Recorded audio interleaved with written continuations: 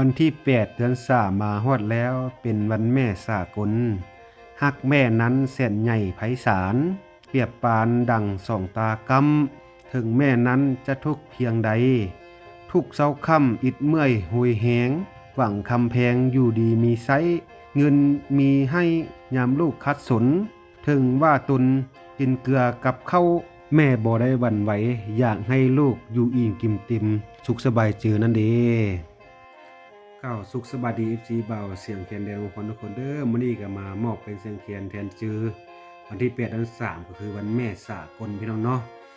ขอความเจ็บไปได้ของใครอย่ามีแล้วก็จะมามอบเป็นเสียงแคนแทนจือจากบ่าวเสียงแคนแดงเมืองพวนพี่น้องเอ้ยเนาะอันว่าแม่นี้เสียนใหญ่ไพศาลพี่น้องเอ้ยบ่มีสิ่งใดเปรียบปานเหมือนดังสองตาเฮานี่แหละพี่น้องและจะมอบเป็นเสียงแคนแทนจือให้พี่น้องชาวลาวเฮาและพี่น้องชาวต่างประเทศทุกคนจงมีแต่ความสุขสบายเจอคิดอันมาหาเรือมันใดตลอดไปเด้อพี่น้องบ้านเฮาเนาะมามอบเป็นเสียงแคนพิเศษจากบ่าวเสียงแคนเดนมงคลบัดนี้พี่น้องเอ้ย